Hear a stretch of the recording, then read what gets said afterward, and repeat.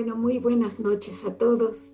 Es un agrado tener la oportunidad y me siento muy agradecida y privilegiada por este espacio de conversación con ustedes en Chile. Hemos decidido llamar esta conversación si humanizamos la tecnología o nos transhumanizamos. Vamos a entender la definición del concepto de transhumanismo, que es un concepto ya presente en la sociedad de nuestros días. Vamos a analizar algunas tendencias del tema tecnológico y sus desafíos, y luego vamos a abrir un espacio de conversación para las decisiones. La agenda entonces sería brevemente, sin pretender hacerlo de forma simplista, pero sí de forma sencilla, entender dónde estamos hoy en el mundo. La cuarta revolución. ¿Qué es la cuarta revolución? Cuando hablamos de la cuarta revolución, habría que entender cuál es la primera, la segunda y la tercera. Y la primera revolución se conoce cuando llegó el vapor a las sociedades en las que nosotros hemos vivido y más o menos conocido en nuestra historia. Después empezó la producción masiva basada en la electricidad. Avanzamos hacia una etapa de la electrónica, de todos los sistemas computacionales, de la automatización, y ahora estamos en los cibersistemas.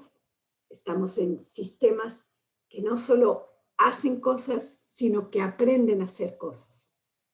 Y eso es muy importante porque eso tiene implicaciones para las vidas de todos nosotros. Esa es la cuarta revolución. Y hay toda una filosofía, líderes mundiales, científicos, toda la agenda mundial, todo apunta a favorecer esta cuarta revolución. Yo sé que no se alcanzan a ver las dimensiones pequeñas que están alrededor, pero yo voy a seccionar esta lámina y la vamos a ir viendo en detalle en las próximas láminas. Lo que me interesa aquí es presentarles una visión integral como un gran ojo de múltiples grandes temáticas que esta cuarta revolución implica e impacta. Y la filosofía explícita de esta cuarta revolución es que la gente es primero y que la educación juega un rol fundamental en la responsabilidad de cómo conducimos esta cuarta revolución. Esa es la expresión de la idea y de los propósitos de esta cuarta revolución que no ocurre azarosamente, ocurre porque hay un esfuerzo humano para que esta cuarta revolución se manifieste. Y cuando se le pregunta a este grupo de personas, que no son pocas, miles de personas, miles de líderes de gobiernos, de instituciones, de organismos, de empresas, de todas partes, y se les pregunta, bueno, ¿y qué hay detrás de todo esto? Ellos dicen, la persona es primero. Bueno, analicemos un poco cómo está diseñada esta cuarta revolución. En los cuadros en rojo, ustedes van a ver pocas dimensiones en la parte superior de este gran círculo, van a ver muy pocas dimensiones relacionadas con lo humano. Todo lo otro que no se encuentra de color rojo tiene que ver con la tecnología. Entonces, vemos valores en la parte superior, como tratando de dirigir todo esto, y luego vemos elementos de la dimensión humana, pero elementos como emprendimiento, como justicia y leyes, como comportamientos humanos. Bien, veamos la segunda parte. Aquí tenemos solamente una sección en la parte inferior izquierda de este gran esquema que es la cuarta revolución, donde hablamos de justicia social, de derechos humanos, de migración, hasta de COVID. Aparece en la cuarta revolución. Entonces, esto que está siendo liderado, promocionado, impulsado y puesto en marcha por los grandes líderes y los grandes autores que mueven las vidas de todos los millones de personas, más de 7.000 millones de personas en este mundo, tiende a ser tecnología, tecnología, tecnología. Todo lo otro que ustedes no ven en rojo es temas asociados a la tecnología, la señal 5G, las comunicaciones digitales, los bancos completamente optimizados para la tecnología, todo, todo, todo. La industria, todo, todo tiene que ver con el desarrollo y el impacto de la tecnología, pero no solamente como la habíamos venido viviendo de los 90 hasta la primera década del siglo XXI, sino, les repito, en esta tendencia de que la tecnología se independice y sepa aprender de sí misma. Entonces, hay un elemento reflexivo que me gustaría tocar con ustedes. Y de todo esto que estamos hablando, entonces, ¿qué es el transhumanismo y por qué nos preguntamos hoy si hay alguna posibilidad de meter el factor humano en este esquema, en esta gran cuarta revolución, o la otra tendencia que es la transhumanista? ¿Qué es el transhumanismo? Bueno, el transhumanismo es una corriente no solamente tecnológica, sino filosófica e intelectual, que lo que busca y sostiene es que tenemos obligación moral de mejorar las capacidades físicas, intelectuales y psíquicas de la especie humana basados en la tecnología. Es decir, que si no lo hacemos, estamos faltando desde esta perspectiva a la moral y al compromiso con lo humano. Suena interesantísimo cuando uno ve que la tecnología está ayudando a personas que no eran capaces de caminar, se les ofrece una solución con piernas tecnológicas que incluso pueden ganar carreras mundiales.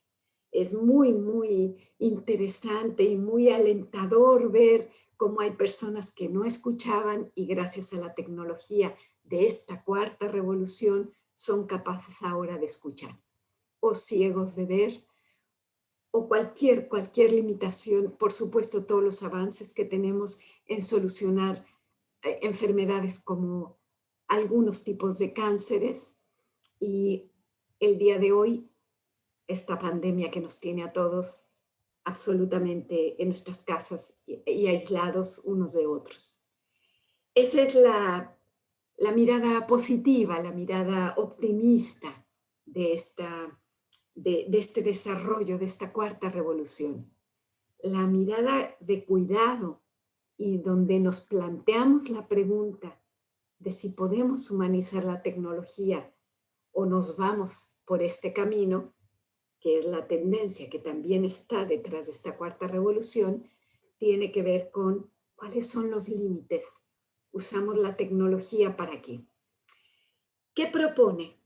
El transhumanismo propone que el ser humano a muy corto plazo, yo me acuerdo muy bien cuando en Chile yo hablaba del año 2030 como algo muy lejano. Bueno, el transhumanismo ya está aquí. Les voy a mostrar algunos brevísimos ejemplos. Y la tendencia es que el género humano, la especie, va a empezar a mutar gracias a la tecnología implantada y por lo tanto va a tener mayores capacidades físicas, intelectuales y psíquicas. Por lo tanto, vamos a tener seres humanos superiores a la versión tradicional como usted y como yo sentados en esta charla esta noche. Eso es lo que pretende, es una agenda dentro de otra agenda y hay que saber leerla y hay que saber cuáles son nuestras posibilidades ante estos grandes movimientos mundiales. Quiero compartir con ustedes un video. ¿Pueden ver allí un video de YouTube? Sí, ¿verdad? Okay.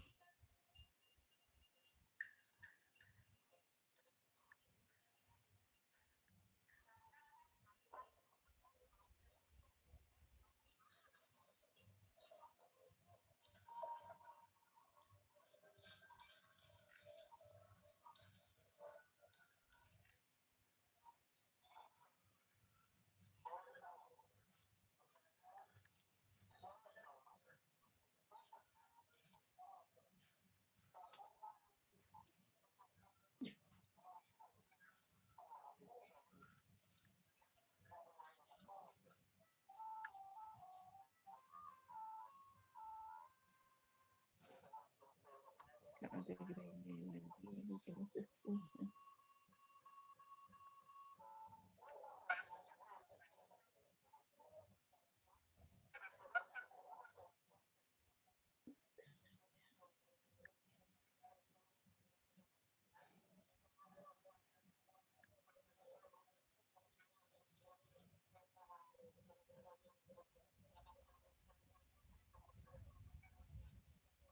Qué maravilla.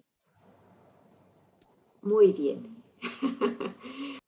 Entonces, como ustedes pueden ver, aparentemente, pues los motivos para usar la tecnología y para expandir incluso en el arte, en las cosas más, en las dimensiones más creativas del ser humano, ya aparece esta tendencia a no delimitar claramente dónde está el aporte real de la tecnología para mejorar o definitivamente para invadir el espacio de lo humano.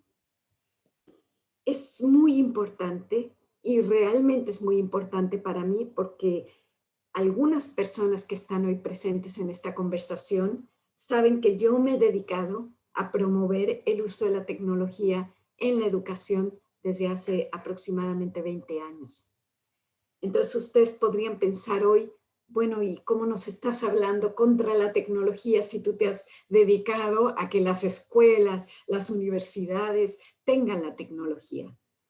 Tenemos que tener mucho cuidado, y esto es más una posición filosófica y tendiente más al ámbito de lo moral, incluso de lo espiritual, más que una discusión técnica sobre si esta tecnología o esta otra. Por lo tanto, una de las demandas que nos hace esta cuarta revolución, uno de los requerimientos que nos hace como seres humanos, es mantener un correcto equilibrio entre la tecnofobia y la tecnofilia. O sea, por un lado, yo no quiero nada de tecnología, yo me voy a ir al monte, yo voy a vivir con las cabras, y por otro lado es, yo asumo toda la tecnología, todo lo que se me ofrece, todo está bien porque es tecnología y eso es avance y eso es evolución. Precisamente esta es una de las decisiones más importantes que cada uno de nosotros podemos tomar. Ahora, ustedes pueden estarse preguntando en este momento, ¿de qué decisiones personales me hablas? Si todo lo que has mostrado tiene que ver con decisiones de los grandes líderes y ninguno de los que estamos en la sala somos presidentes de naciones, ni nadie de este gran círculo que promueve esta agenda de la cuarta revolución con sus subagendas dentro de ella. Y lo que yo les podría decir, y por eso elegí el eslogan que ustedes vieron en la invitación para esta conferencia o para esta conversación, era pequeñas personas haciendo pequeñas acciones generan grandes cambios.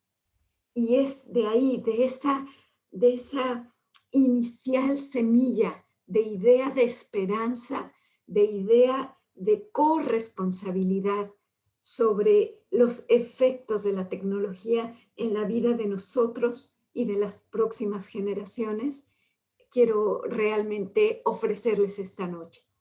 Vamos a algunos temas. El primero de ellos, ustedes están viendo en pantalla un gráfico y les voy a pedir una disculpa porque todos los gráficos y lo que les voy a mostrar está en inglés, pero es porque como ustedes observan, son datos de este año y del año pasado, y de aquí a que se van a América y se traducen, pues pasan 2 años.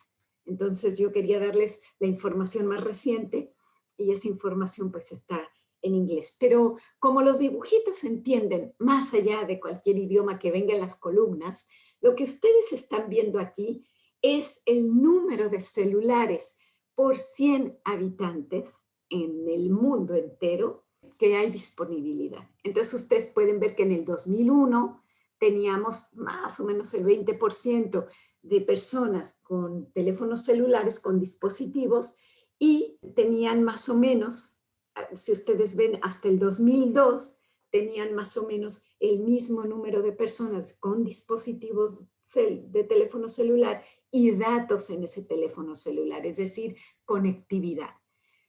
Si ustedes miran entonces la línea azul, van a observar cómo a través de los años la disponibilidad de dispositivos, de teléfonos celulares por persona supera de los 100, supera los 100. Es decir, hay personas con 1, 2 o 3 teléfonos celulares, lo cual implica una forma de actividad, de vida y de relación ligada a estos dispositivos.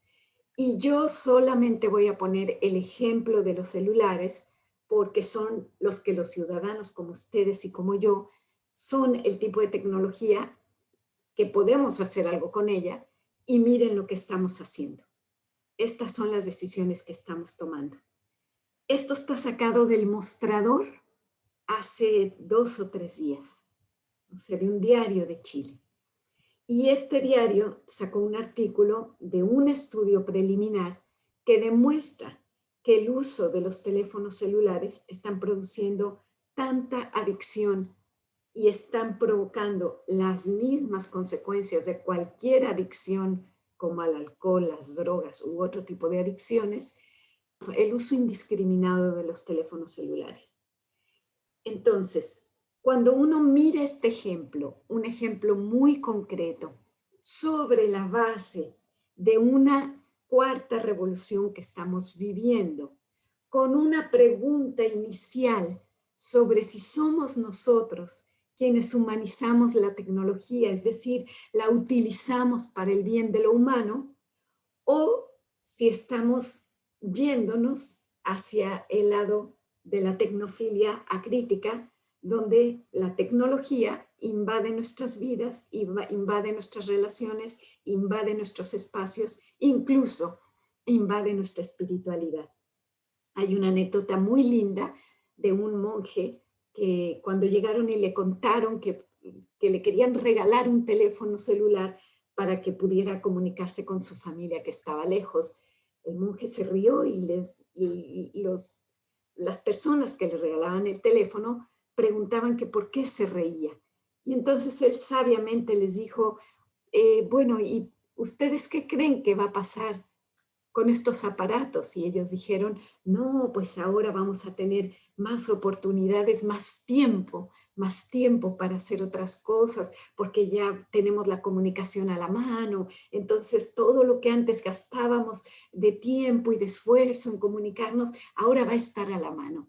Y el monje se rió y 10 años después las mismas personas vinieron y le decían, usted tenía razón y entendemos ahora su silencio, porque no solo no tenemos más tiempo, sino que nuestro tiempo ha sido invadido seriamente con todas sus consecuencias por esta tecnología. 20 años después, bueno, no 20, pero 15 años después, pues ya tenemos estudios de neurociencias declarando perfecta y basados en evidencia que el uso de los dispositivos tecnológicos en niños menores tiene impacto en las conexiones neuronales de los niños muy pequeños y ahora en los adultos, en vez de tomar la decisión personal de hacer de la tecnología una herramienta para vivir mejor,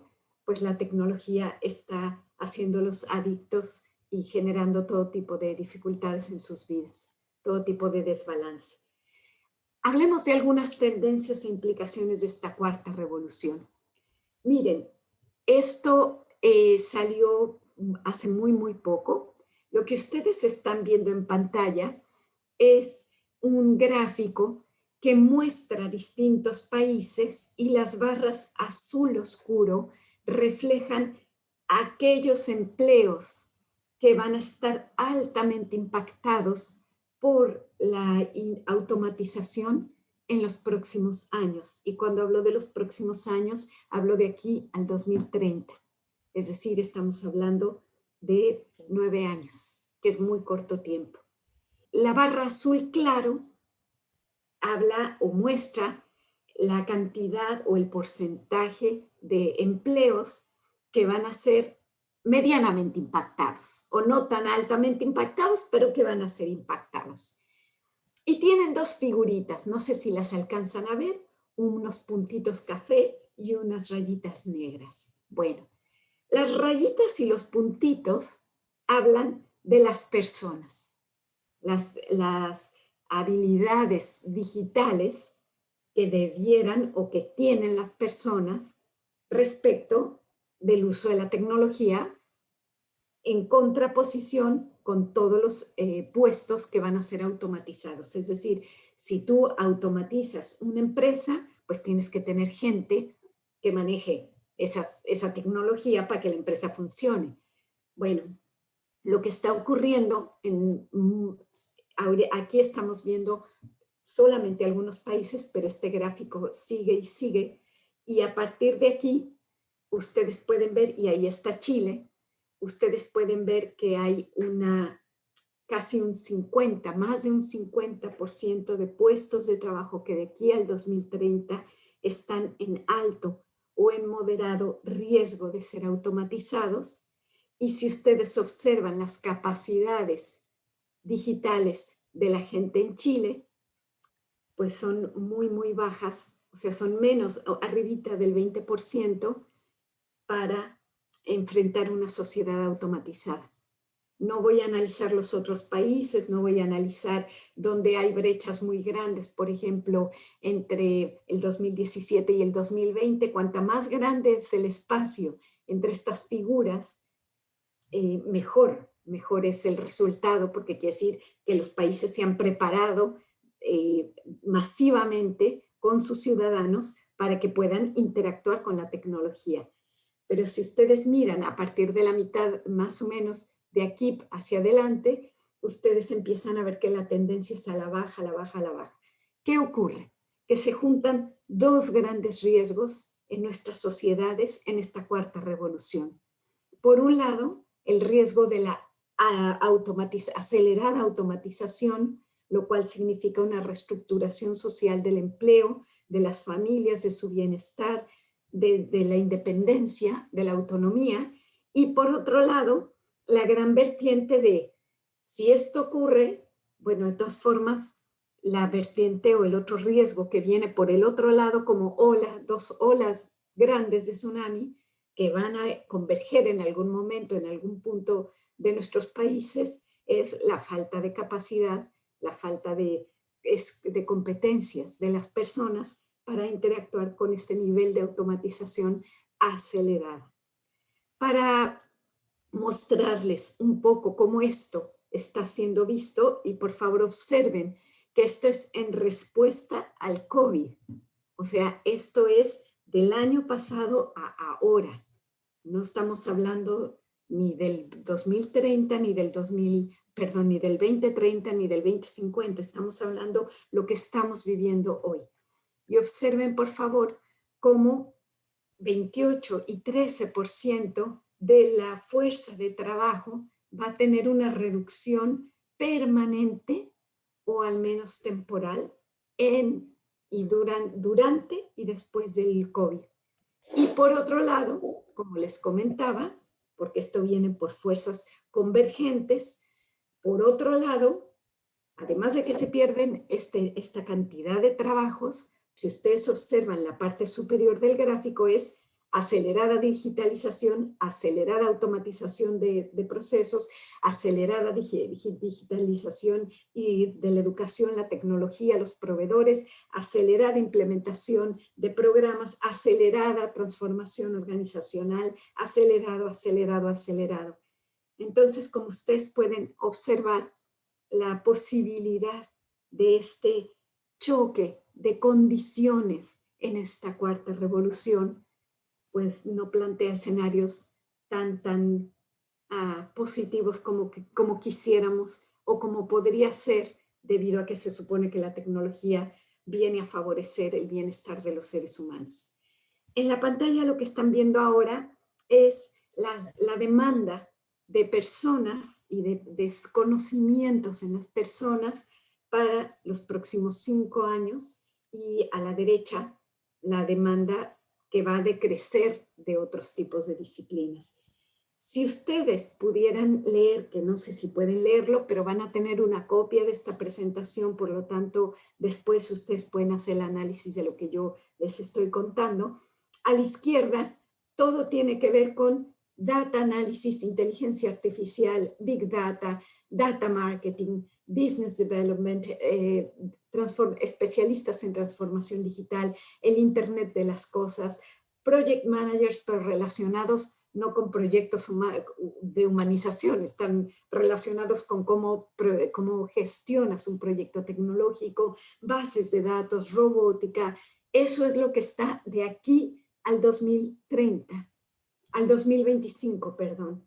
Y por otro lado, de aquí al 2025, el servicio postal, los vendedores, los reparadores de maquinaria pesada, los gerentes de operaciones, los contadores, todas estas profesiones que le daban engrosamiento a la estructura social como conocemos nuestras sociedades hasta ahora, de aquí al 2025 se proyectan en decrecimiento hasta finalizar su periodo de vida como profesiones.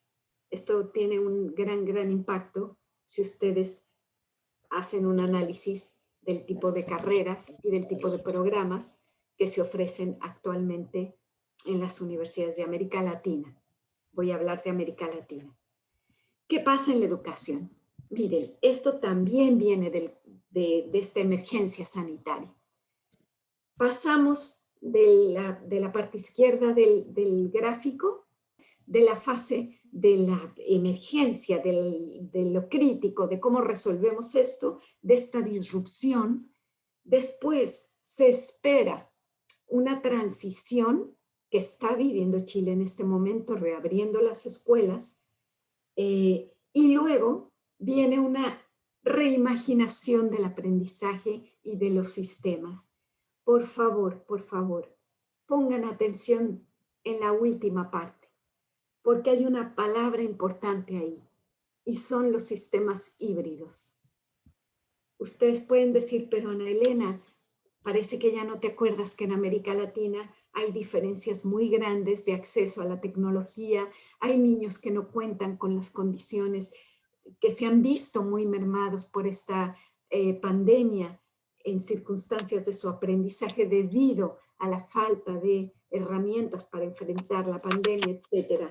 Y yo les digo, sí, estoy totalmente de acuerdo, pero esto va a continuar y no se va a detener. Todas las personas, y aquí hay un gran movimiento que señala que pensar la posibilidad de que la sociedad, incluyendo los sistemas educativos, van a volver a ser como los teníamos hasta antes de marzo del año pasado, es una realidad y que la tendencia es que vamos a evolucionar hacia sistemas híbridos. Y si ustedes revisan esta tercera ola, que la llamaría yo, esta tercera corriente de fenomenología venida del análisis educativo y lo cruzan con los otros dos que acabamos de hacer con las láminas anteriores, ustedes van a observar, igual que yo, que hay una coherencia precisa, casi planificada, para que todos estos elementos se expandan para estos nuevos escenarios que mencionamos para el 2025 o el 2030, va a ser uno de los desafíos más grandes de la educación. Y ustedes se preguntan, ¿y qué vamos a hacer con todos estos niños y jóvenes que no van a tener condiciones para correr esta carrera? Y es una pregunta muy válida porque precisamente ahí es donde nosotros tenemos decisiones que tomar. Lo que ustedes ven aquí es que estas son las demandas de competencias o de habilidades que se van a requerir para el 2025, que la mayoría de ellas tiene que ver con lo humano, pensamiento crítico, solucionar problemas, trabajar con gente, etc. Y 2 o 3 relacionadas, por supuesto, con interactuar con la tecnología. Sin embargo, no estamos esperando si hacemos un cruce de estas demandas con las profesiones que ellos mismos dicen que van a ser las más importantes para el 2025, si uno hace un cruce, pues no hay match, no hay concordancia. Hay concordancia muy básica en el uso de las tecnologías y las competencias básicas.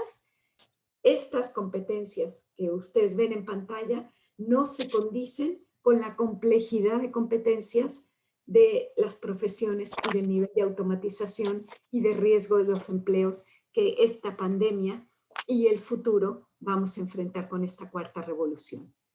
Por lo tanto, yo les pregunto, ¿se puede humanizar la tecnología? ¿O bajamos los brazos, nos transhumanizamos y dejamos que la evolución nos lleve a paraderos que no podemos ni siquiera imaginar? Si nosotros tratamos de contestar la pregunta desde la mente, desde nuestro raciocinio y desde los datos, yo soy una mujer de datos, yo soy una mujer que me dedico ahora al data análisis, o sea, me gusta tomar decisiones basadas en datos. Bueno, miren qué maravilla.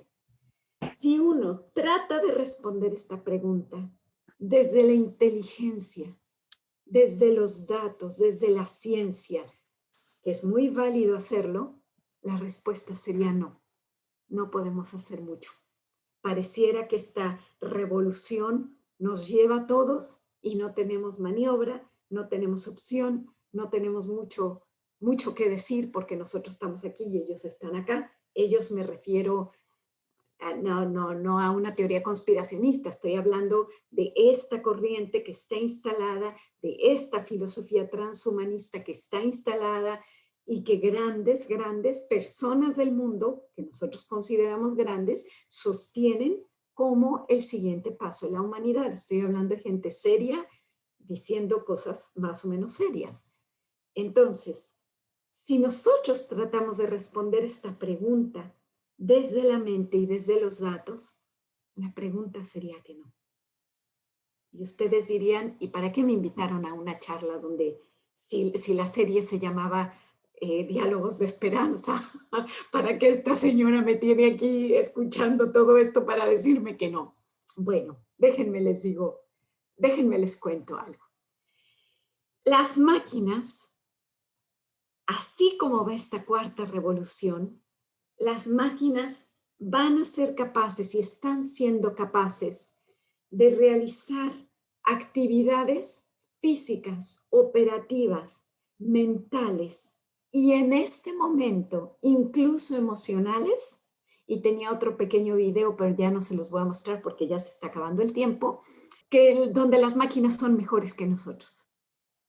Entonces, yo les pregunto, ¿qué hace que haya alguna posibilidad y alguna esperanza para nosotros? Este es nuestro cerebro. Y como buenos científicos, aquí está la parte frontal, qué pasa con el pensamiento, con el movimiento, con leer y resolver problemas matemáticos, qué hace cada parte del cerebro, etc. Lo ven claramente, ¿verdad? Pues ahora les comparto dónde está nuestra esperanza. Y aquí paso de la ciencia, de los datos duros, de la dimensión del raciocinio, hacia un estadio y una dimensión distinta, que es la que se da en esa parte del cerebro donde no ha habido posibilidad de entender qué hay ahí y donde las máquinas no han sido capaces de llegar y no creo que vayan a ser capaces de llegar. Esta parte del cerebro, científicamente, es como un área, como un hoyo negro en el universo. Los doctores saben que hay algo ahí muy potente, pero nadie puede describir claramente qué pasa allí. Y si nosotros elevamos nuestra explicación a la espiritualidad, vamos a encontrar que es precisamente en este punto que se proyecta hacia la base de nuestro cerebelo, ahí se proyecta la energía de la chispa divina en la esencia de lo humano. Y ahí esa es nuestra posibilidad, esa es nuestra esperanza de tomar las riendas, de crecer en conciencia, de expandir los límites de nuestra libertad y de empezar con acciones pequeñas, muy pequeñas, las que tienen que ver con nuestra vida diaria, para decidir cómo usamos la tecnología en nuestros negocios, en nuestro quehacer, con nuestras familias y en nuestro entorno. Pequeñas acciones hechas por personas pequeñas como ustedes y como yo pueden transformar esta gran cuarta revolución que tiende a pensar en las personas, pero que su estrategia no se condice con los principios filosóficos que supone sustentar.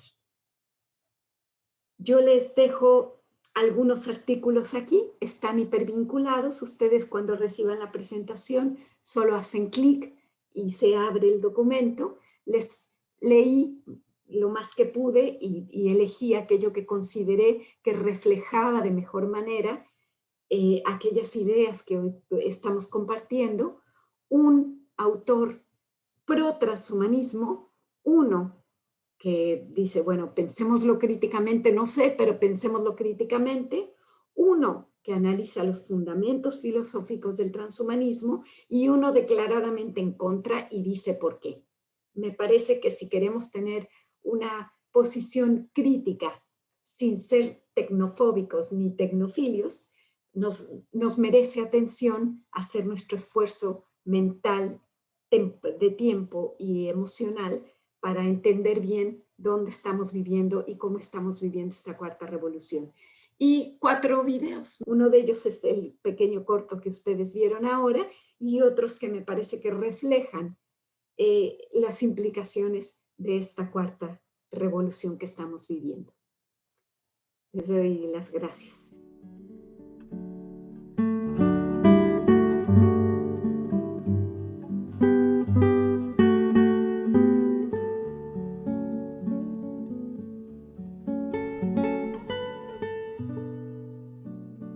La base del cerebelo, donde el cerebelo y la hipófisis, abajito de la hipófisis, ahí está asentado este espacio del cerebro que no ha tenido grandes posibilidades de ser descifrado por la ciencia dura.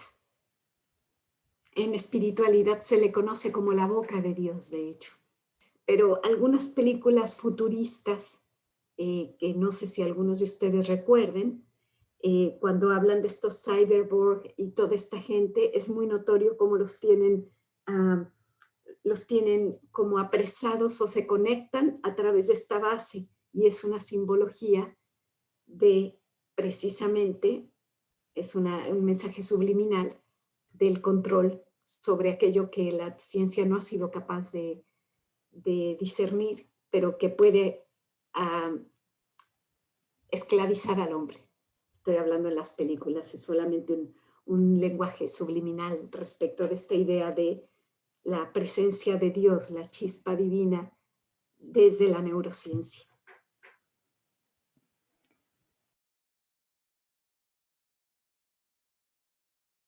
Que como trabajo individual la meditación sería un medio de ayuda para esta cuarta etapa. Sí, yo estoy convencida que es una de las poquísimas alternativas que tiene el ser humano para encontrar su poder interno, esta conexión de lo divino con su esencia humana. Y no se me ocurren otros grandes caminos que favorezcan eso. Y además son caminos que recorren otros científicos. O sea, los grandes científicos que conocemos, llega un momento en el que la ciencia no responde su última pregunta y terminan entendiendo la chispa divina en su esencia humana. Y eso es muy lindo. bueno, y es muy lindo porque el COVID nos obligó a encerrarnos. Entonces, es como si algo mágico ocurriera que nos estuviera diciendo, ve hacia adentro, ahí está. Desde allí actúa hacia afuera. Esas cosas pequeñas, esas decisiones pequeñas de las cuales hablamos al principio. Y ese es uno de los espacios que la tecnología precisamente quitó. La tecnología cansa los sentidos de tal manera que cuando tú tienes la iniciativa de meditar, tu cabeza está tan llena de ruido, que es imposible hacer espacio y generar esta comunión de la chispa divina tuya, la chispa divina en ti con tu esencia humana. Y ahí es donde vamos y venimos en las olas de la vida.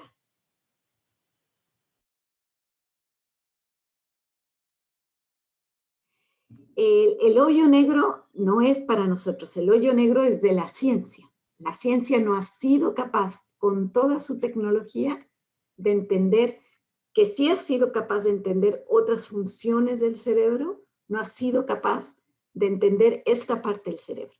Eso es lo primero, que no significa que sea un hoyo. Es para mi entendimiento, es esta parte divina que está sentada científicamente allí y que es mejor que no tengamos capacidad ni computadores para llegar ahí. O sea, tú me dices, ¿cuál es tu esperanza? Mi esperanza es que precisamente el hombre, cada uno de nosotros, llegue a explorar a través de la interiorización ese espacio y desde allí decida cuáles son las mejores condiciones de uso de la tecnología para hacer que yo voy a seguir en la línea hasta donde yo entiendo, yo voy a seguir en la línea de seguir promoviendo el uso correcto de la tecnología para preparar a los niños y jóvenes para el mundo que les toca. Pero voy a hacerlo desde lo que voy comprendiendo como conciencia, que viene de allá, que viene de esta cuarta revolución, y con la nueva pregunta que tiene que ver con la preparación de los niños y jóvenes. Porque con todo respeto, ustedes y yo ya estamos más hacia afuera de esto que dentro, pero tenemos hijos, tenemos nietos, y los hijos de nuestros nietos van a tener hijos. ¿Qué queremos heredarles? Queremos heredarles conocimiento, queremos heredarles eficiencia, solamente conocimiento, solamente eficiencia técnica, o queremos prepararlos de mejor manera combinando, y ahí sí voy al proyecto educativo de las naciones, combinando el desarrollo interior con una fuerte presencia del desarrollo interior como parte del proyecto educativo de las naciones, con toda esta excelencia, eficiencia y uso de la tecnología que ya está alrededor de sus vidas y que va a seguir estando cada vez con mayor presencia. Mi alternativa, Ricardo, es precisamente este balance, esta armonía. Veladamente, lo que yo quería compartirles hoy es mi crítica y mi posición respecto de sobreponer la tecnología a lo humano y decir, sí, toda la tecnología es para el bienestar humano, pero en realidad lo humano no aparece en ninguna de las dimensiones de esta cuarta revolución, o aparece poco, y aparece de forma más funcional al proyecto tecnológico que la tecnología al proyecto de lo humano. Y esa es mi crítica a este movimiento, a estos líderes que promueven esta cuarta revolución. O aprendemos y entendemos de qué se trata esto, o vamos a tener que quedar un poco fuera de esto. Y yo decidí, siendo una persona que me interesa el arte, que me interesa la espiritualidad, que me interesa muchísimo la educación, cuando yo tuve oportunidad de meterme al tema tecnológico, yo lo tomé deliberadamente porque dije, quiero entender de qué se trata esto, porque si no hago mi esfuerzo, la parte que me corresponde para entender esto, no voy a poder después tener ninguna posibilidad de tomar una decisión respecto a la tecnología. Y hoy por hoy, por ejemplo, estoy asociada a un proyecto en Singapur que está desarrollando inteligencia artificial, pero para darle oportunidad a personas con autismo a integrarse al mundo laboral. Ese es el tipo de cosas, de elecciones que cada sujeto desde su lugar puede elegir cómo posicionarse respecto de la tecnología y qué quiere hacer con ella. Y así, para mí, esa es la respuesta de humanizar la tecnología. No es que le demos a la tecnología el carácter y la esencia de lo humano, es que la utilizamos en función de los beneficios del ser humano. Y yo creo que es posible y yo apuesto por eso. He apostado mi vida y mi carrera por eso.